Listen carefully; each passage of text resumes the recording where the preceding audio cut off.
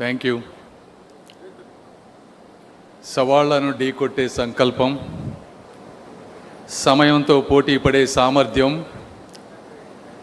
ఆంధ్రప్రదేశ్ అభివృద్ధిలో అలుపెరగని ప్రయాణం పోరాటం చేస్తున్నటువంటి మాన్యశ్రీ గౌరవ ముఖ్యమంత్రి శ్రీ నారా చంద్రబాబు నాయుడు గారికి విమర్శలను ఎదిరించినటువంటి ధైర్యం, పెట్టుబడి సునామీని సృష్టించినటువంటి పనితనం, వ్యక్తిగా మొదలై వ్యవస్థగా ఎదిగినటువంటి శ్రీ నారా లోకేష్ గారికి వినయం, విధేయత, వ్యక్తిత్వం కలగలిసిన టీడీపీ అధ్యక్షులు శ్రీ పల్లా శ్రీనివాస్ గారికి అంకిత భావం, క్రమశిక్షణ, చిత్తశుద్ధి, నరంలో ప్రతి స్వరంలో నింపుకున్న తెలుగుదేశం పార్టీ కార్యకర్తలకు, నాయకులకు నా హృదయపూర్వక నమస్కారాలు.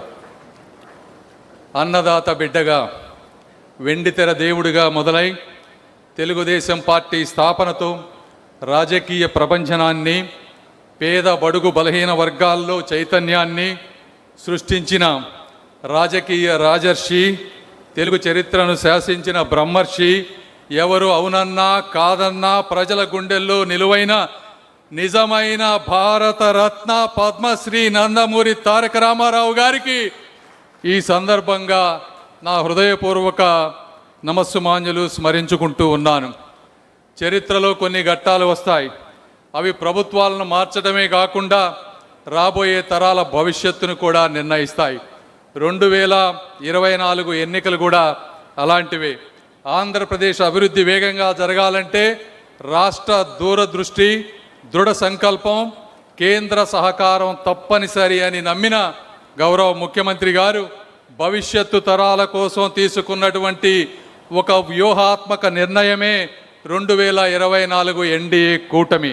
విచ్ఛిన్నమైనటువంటి ఒక రాష్ట్రాన్ని మళ్ళీ దేశంలోనే ఒక అగ్రగామిగా నిలబెట్టే పునర్నిర్మాణ మహాయజ్ఞం. ఈ కూటమి ప్రభుత్వ లక్ష్యాలు స్పష్టం. కోల్పోయిన పెట్టుబడులను మళ్ళీ తీసుకురావటం, నిలిచిపోయిన ప్రాజెక్టులకు మళ్ళీ ప్రాణం పోయటం, ప్రతి కేంద్ర రూపాయిని కూడా రాష్ట్ర అభివృద్ధిగా మార్చటం, యువత మళ్ళీ తమ కలలను ఆంధ్ర నేలపై నిర్మించుకునే విధంగా చేయటం మన ప్రభుత్వ లక్ష్యాలు. మన హక్కులను మనం సగర్వంగా సాధించుకుంటూ కేంద్రం నుంచి మునుపెన్నడూ లేని విధంగా నిధుల ప్రవాహాన్ని తెచ్చుకుంటూ ఒక సరికొత్త విజయ ప్రస్థానాన్ని మనం మొదలుపెట్టాం. ఈ మహాసంకల్ప యాత్రలో మొదటి అడుగు 5 అక్షరాల్లో నిండిపోయిన 5 కోట్ల ఆంధ్రుల కళ అమరావతి. అమరావతి గవర్నమెంట్ మనం వచ్చిన వెంటనే 15,000 కోట్ల రూపాయలు కేంద్ర బడ్జెట్లో పెట్టారు. అందులో 13,500 కోట్లు బ్యాంకుల ద్వారా గ్రాంట్, 1,500 కోట్ల రూపాయలు కేంద్ర ప్రభుత్వ నిధి నుంచి మనకి ప్రామిస్ చేస్తే ఇప్పటికే 7,100 కోట్ల రూపాయలు రిలీజ్ అయినాయి. రేపటి తరం గర్భపడే విధంగా ఒక అద్భుత ప్రపంచ స్థాయి నగరంగా ఈ అమరావతి రూపాంతరం చెందబోతా ఉంది. మళ్ళీ చరిత్రలో ఎవరు కదిలించలేని విధంగా, పెట్టుబడిదారుల విశ్వాసాన్ని దెబ్బతీయకుండా, రైతుల త్యాగాలకు శాశ్వత భరోసాగా నిలిచే విధంగా దేశంలో దాదాపు అన్ని రాజకీయ పార్టీలను ఒకే ఒక్క పార్టీ తప్పించి వాటన్నిటి మద్దతుతో సాధించుకున్న అమూల్యమైన చట్టమే అమరావతికి చట్టబద్ధత. అమరావతి చరిత్రలో ప్రజల ఆకాంక్షలకు వ్యతిరేకంగా నిలిచిన ఏకైక నాయకుడిగా జగన్మోహన్ రెడ్డి గారు నిలిచిపోతూ ఉన్నారు. అది వాళ్ళు గుర్తుంచుకోలేకపోయారు. సంఖ్యలతో వాళ్ళు అమరావతిని బంధిస్తే ఒక సంకల్పంతో అమరావతిని సాధించామని చెప్పి మీ అందరికీ నేను తెలియజేసుకుంటా ఉన్నాను. రెండవది పోలవరం. గోదావరి జలాలు సముద్రంలో కలవకుండా రైతన్నల జీవితాల్లో కలవాలనేటువంటి ఏకైక లక్ష్యంతో ప్రారంభమైనటువంటి ప్రాజెక్ట్ ఈ పోలవరం. పోలవరం ప్రాజెక్టు పూర్తయితే 7 లక్షల ఎకరాలకు ఇప్పటి వరకు సాగులోకి రాకుండా ఉన్నటువంటివి, అదేవిధంగా ఇప్పుడు సాగు చేస్తూ రెండో పంటకి ఉపయోగం లేనటువంటి 23 లక్షల ఎకరాలు, అంటే మొత్తం 30 లక్షల ఎకరాలు సస్యశ్యామలం అయ్యి నీటి స్థిరీకరణ జరిగి రైతులకు ఆదాయం పెరిగేటువంటి అవకాశం. 540 గ్రామాలలో స్వచ్ఛమైన శుద్ధమైన మంచినీరు వచ్చేటువంటి అవకాశం. ఎందుకంటే ఒక గుంటూరు ప్రాంతంలో తీసుకుంటే 3 లక్షల ఎకరాల ఆయకట్టు ఉంటే 3 లక్షల ఎకరాల్లో మొదటి పంట పండుతుంది. కేవలం 1,50,000 ఎకరాల్లో మాత్రమే రెండో పంట పండుతుంది.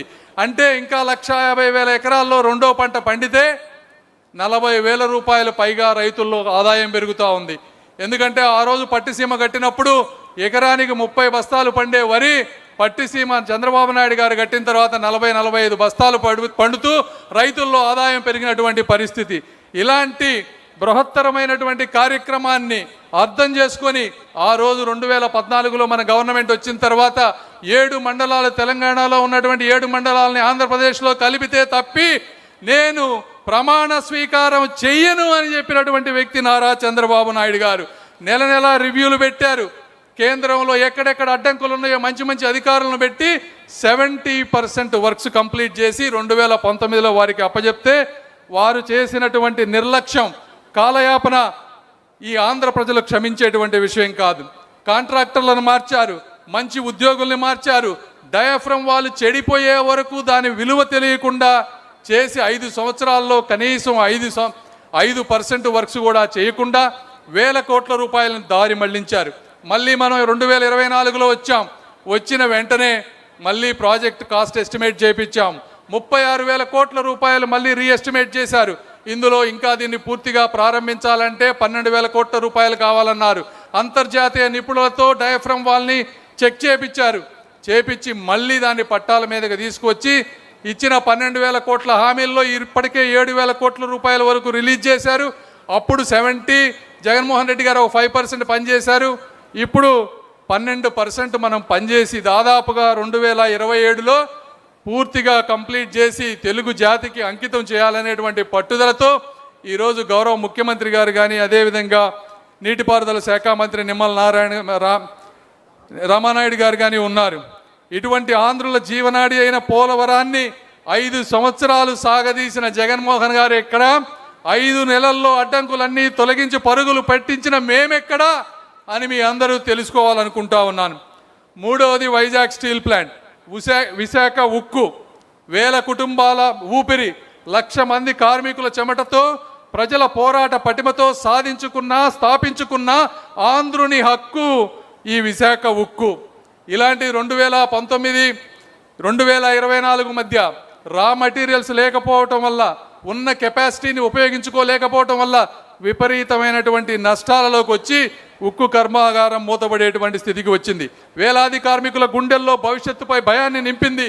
అలాంటిది 2024లో మనం వచ్చిన తర్వాత అర్ధరాత్రి, నాకు ఆ సంఘటన ఈ రోజుకు కూడా గుర్తుంది, నిర్మలా సీతారామన్ గారు రాత్రి 12 గంటలకు ఫ్లైట్ దిగి వస్తే 1 గంటకి finance minister, steel minister Chandrababu Naidu గారితో కూర్చొని 11,400 కోట్ల రివైవల్ ప్యాకేజ్ తీసుకొచ్చామంటే ఇది తెలుగుదేశం ఘనత అని మీ అందరికీ నేను తెలియజేస్తా ఉన్నాను.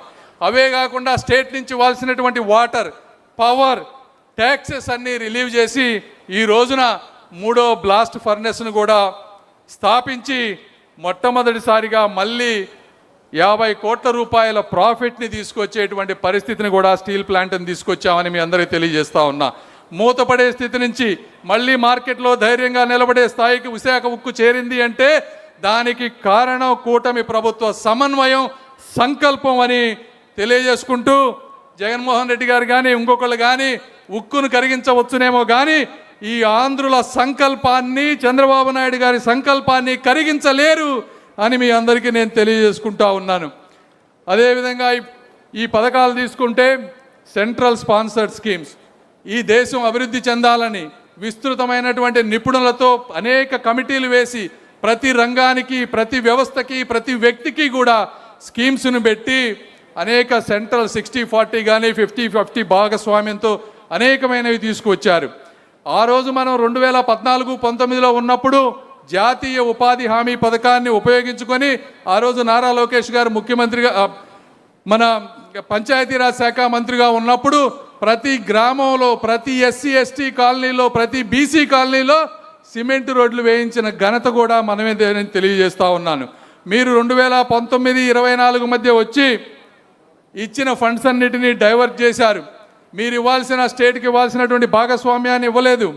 ఈ విధంగా ఒక సమన్వయం లేకుండా చేస్తే మేము వచ్చేటప్పటికి ఆ స్కీములను బాగు చేయాలంటే 12,000 కోట్ల రూపాయలు మనమే తిరిగి చెల్లించి మళ్ళీ దాదాపుగా ఆగిపోయిన 94 స్కీమ్స్లో 82 స్కీమ్స్ని ఈ రోజున మళ్ళీ తీసుకొచ్చాం. వీటిల్లో ఎన్నో రకాల స్కీమ్స్ ఉన్నాయి కానీ నేను 1-2 ఉదాహరిస్తాను. ఇందులో మొదటిగా జల్ జీవన్ మిషన్, ప్రతి గ్రామీణ కుటుంబానికి ఫ్లోరైడ్ బారి నుంచి విముక్తి కలిగిస్తూ ఇంటింటికి శుద్ధమైన తాగునీరు అందించాలనే లక్ష్యంతో ప్రారంభించినటువంటి ఒక ప్రజా ఆరోగ్య విప్లవం జల్ జీవన్ మిషన్. దేశం మొత్తంగా 2 లక్షల కోట్ల రూపాయలు ఈ స్కీమ్కు పెట్టారు. మన రాష్ట్రానికి జగన్మోహన్ రెడ్డి గారు ఉన్నప్పుడు 14,000 కోట్ల రూపాయలు ఇచ్చారు. దాని 50-50 అంటే మనం కూడా కనీసం ఇంకో 10,000 కోట్ల రూపాయలు ఖర్చు పెట్టుంటే ఈ రోజున ప్రతి గ్రామంలో కూడా నీరు వచ్చేది. అయితే జగన్మోహన్ రెడ్డి గారు కేవలం 3 నుంచి 4,000 కోట్ల రూపాయలు ఖర్చు పెట్టి, అది కూడా ఆ ఖర్చు పెట్టినవి కూడా సస్టైనబుల్ వాటర్ రిసోర్సెస్ నుంచి తీసుకోకుండా ఎక్కడికక్కడ బోర్లు వేసి, ఆ వేసిన బోర్లు కూడా ఈరోజు ఎండిపోయేటువంటి పరిస్థితి. అంటే వాడుకున్న ఆ తక్కువ నిధులను కూడా సమర్థవంతంగా ఉపయోగించుకోలేని ఒక అసమర్థ పరిపాలన చేసినటువంటి వ్యక్తి జగన్మోహన్ రెడ్డి గారు. మనం వచ్చిన తర్వాత ఈ 2 సంవత్సరాల్లో 2 లక్షల కొత్త ట్యాప్ కనెక్షన్స్ ఇచ్చాం. అదేవిధంగా ఈ స్కీమ్ పూర్తిగా ఆగిపోతే గౌరవ ముఖ్యమంత్రి గారు ప్రధానమంత్రి గారిని జలశక్తి మినిస్టర్ని అనేక సార్లు కలిసి మళ్ళీ ఆ స్కీము 2028 వరకు ఎక్స్టెండ్ చేసే విధంగా చేసి మొన్న మార్చి 26లో MOU చేసుకున్నాం. ఈ స్కీమ్ ద్వారా మళ్ళీ ఈ రోజున 2,600 కోట్ల రూపాయలు మన రాష్ట్రానికి వచ్చినాయని నేను తెలియజేసుకుంటా ఉన్నా.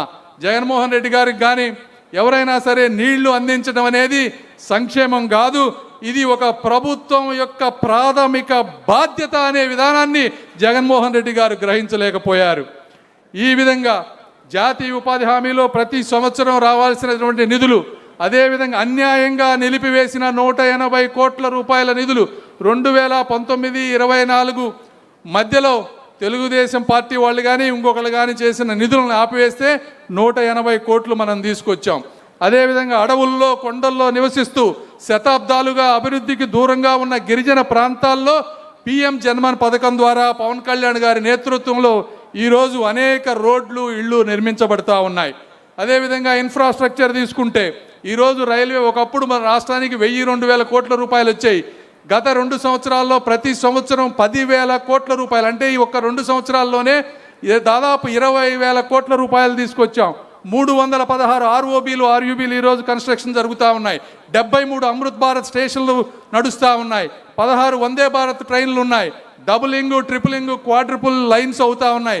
2,500 కోట్ల రూపాయలతో ఈరోజు అమరావతి రైల్వే నిర్మాణానికి అనుమతులు ఇచ్చారు. 2వ విడత పూలింగ్ వచ్చి భూమి వస్తే అది మొదలవుతుంది. సౌత్ కోస్ట్ రైల్వే జోన్ తీసుకొచ్చాం. అదేవిధంగా హైవేస్ గత 2 సంవత్సరాల్లో ఒక్కొక్క సంవత్సరం 12,000 కోట్ల రూపాయలు, అంటే కేవలం ఈ 2 సంవత్సరాల్లో 25,000 కోట్ల రూపాయలు నేషనల్ హైవేస్ నుంచి తీసుకొచ్చాం. ఒక 3 నెలల్లో అమరావతి రింగ్ రోడ్డు దాదాపు 25 నుంచి 30,000 కోట్ల రూపాయలతో అది కూడా శాంక్షన్ అవబోతా ఉంది. ఎయిర్పోర్ట్స్ మన మంత్రి గారు ఉన్నారు ఇక్కడ, వారు చెప్తారు. అయితే ఒక భోగాపురం ఎయిర్పోర్ట్ తీసుకుంటే మనం ఆ రోజున శంకుస్థాపన చేశాం. 5 సంవత్సరాల కాలయాపన చేశారు. 4,600 కోట్ల రూపాయల భోగాపురం ఎయిర్పోర్టు ప్రైవేటు పెట్టుబడి ఉంటే స్థలాలు ఇవ్వటం చేతగాక కేవలం 600 కోట్ల రూపాయల వర్కులు 5 సంవత్సరాలు చేశారు. వచ్చిన వెంటనే మంత్రి గారు గత సంవత్సరం 2,000 కోట్ల రూపాయల వర్కు, ఈ సంవత్సరం 2,000 కోట్ల రూపాయల వర్కు చేసి మొత్తం వర్కులు కూడా ఈరోజు పూర్తి చేసి త్వరలో ఓపెన్ చేయబోతా ఉన్నారు. అదేవిధంగా మనం ఈ ప్రభుత్వంలో భాగస్వామ్యం అయిన తర్వాత పూర్వోదయ స్కీమ్ అనేది కేవలం 5 రాష్ట్రాలకు ఇచ్చారు. ఒక కోస్టల్ కారిడార్ ఉన్నా, వెనకబడ్డ ప్రాంతాలు ఉన్నా ఆ ప్రాంతాలకు ప్రత్యేక ప్యాకేజ్ ఇచ్చినటువంటి పూర్వోదయ స్కీమ్. ఈ స్కీమ్ ద్వారా రాయలసీమలో హార్టికల్చర్ హబ్స్ కానీ, అగ్రికల్చర్ హబ్స్ కానీ, కాఫీ, క్యాషు, కోకోనట్, ఆక్వాకల్చర్ అభివృద్ధి చేసుకునే విధంగా, అదేవిధంగా ఆ ప్రాంతాల్లో కనెక్టివిటీ, లాజిస్టిక్స్ పెంపొందించే విధంగా పూర్వోదయ స్కీమ్ని మోదీ గారు మనకు బహుమతిగా ఇచ్చారు. దానికి ఈరోజు 40,000 కోట్ల రూపాయల DPRలు సిద్ధమవుతా ఉన్నాయి. ఇవన్నిటినీ ఉపయోగించుకోవాల్సిన అవసరం ఉంది. మీరు ఇప్పుడే వీడియోలో చూశారు, ఒక బల్క్ డ్రగ్ పార్క్ కానీ, కొప్పర్తి నోడు కానీ, ఓర్వకల్ నోడు కానీ దాదాపు 5,000 కోట్ల రూపాయలతో వచ్చినాయి. ఇవన్నీ కాకుండా మీకు తెలిసినటువంటి ఇన్వెస్ట్మెంట్స్, నారా లోకేష్ గారి నిరంతర కృషితో గూగుల్ AI హబ్ $15 బిలియన్ అంటే 1,35,000 కోట్లు, ఆర్సెలార్ మిట్టల్ 1,40,000 కోట్లు, BPCL రామాయపట్నం 95,000 కోట్ల రిఫైనరీ, NTPC గ్రీన్ హైడ్రోజన్ 1,85,000 కోట్లు, రాయల్ ఎన్ఫీల్డ్ 2,500 కోట్లు, AMCA డిఫెన్స్ ప్రాజెక్ట్ 15,800 కోట్లు. ఈ విధంగా ప్రపంచ దిగ్గజాలన్నీ కూడా ఆంధ్రప్రదేశ్ చూస్తూ ఉన్నాయంటే అది యాదృచ్ఛికం కాదు, మన నాయకత్వంపై ఉన్నటువంటి ఒక నమ్మకం అని కూడా మీరందరికీ నేను తెలియజేసుకుంటా ఉన్నా. గూగుల్ నుంచి గ్రీన్ హైడ్రోజన్ వరకు ప్రపంచ భవిష్యత్తు టెక్నాలజీ అన్నిటిలో కూడా ఈరోజు ఆంధ్రప్రదేశ్ తన ముద్ర వేస్తూ ఉంది. పెట్టుబడులు వస్తే ఉద్యోగాలు వస్తాయి, అవకాశాలు వస్తాయి, భవిష్యత్తు మారిపోతూ ఉంటుంది. ఇవి కాకుండా ఎన్నో ఉన్నాయి. సమయం తక్కువగా ఉంది కాబట్టి నేను చెప్పడం లేదు. ఒక అమృత్ వాటర్ స్కీమ్ కానీ, పిఎం సూర్య గారి ద్వారా పేదవాళ్ళకి సోలార్ పవర్ ఇవ్వటం కానీ, రాబోయే 750 ఎలక్ట్రిక్ బస్సులు కానీ, ప్రతి మేజర్ సిటీలో స్పోర్ట్స్ కాంప్లెక్స్లు కానీ, అదేవిధంగా ప్రతి మారుమూల గ్రామానికి 4G టవర్స్ కానీ, ప్రతి ఇంటికి ఆప్టికల్ ఫైబర్ కానీ, అదేవిధంగా పూర్తిగా మర్చిపోయిన టూరిజం, ఒక అఖండ గోదావరి, ఒక గండికోట, ఒక సూర్యలంక బీచ్, ఒక Nagarjuna Sagar Buddhist spiritual experience centre, ఒక అహోబిలం, ఒక బొర్రా కేవ్స్, ఇవన్నీ కూడా గత 2 సంవత్సరాల్లో తీసుకొచ్చినటువంటి ప్రాజెక్టులని మీ అందరికీ నేను తెలియజేస్తా ఉన్నా. నిన్నటి వరకు నిర్లక్ష్యానికి గురైన ఆంధ్ర పర్యాటక ప్రాంతం ఈరోజు సంస్కృతి, వారసత్వం, ఉపాధిని కలిపే అభివృద్ధి శక్తిగా రూపాంతరం చెందుతూ ఉంది. ఆఖరిగా ఇవి ఆంధ్రప్రదేశ్, ఇవి వచ్చినటువంటి అన్నీ కూడా ఇవి ఆంధ్రప్రదేశ్ ప్రజల పోరాటాలకు, శ్రమకు, సహనానికి దక్కినటువంటి న్యాయమైన ప్రతిఫలాలు. విభజనతో దగాపడినటువంటి ఆంధ్ర ప్రజలు చరిత్రలో మళ్ళీ సగర్వంగా తల ఎత్తుకొని నిలబడే అవకాశం మనకి ఈరోజు వచ్చింది. ఇది దేవుడిచ్చిన వరం, చంద్రబాబు నాయుడు గారి సంకల్ప బలం.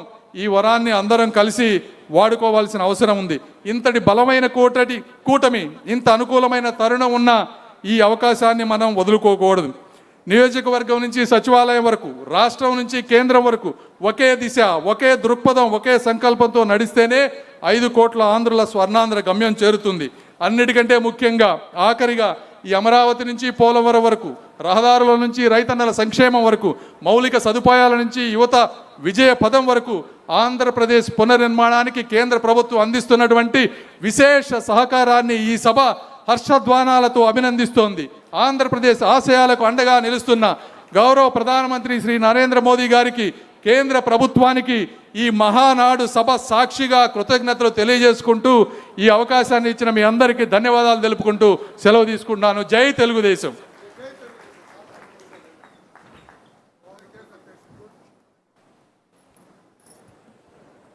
Thank you sir. ఇది తెలుగుదేశం పార్టీ కేంద్ర ప్రభుత్వ సహకారంతో ఆంధ్రప్రదేశ్ రాష్ట్రంలో నెరవేర్చుకుంటున్నటువంటి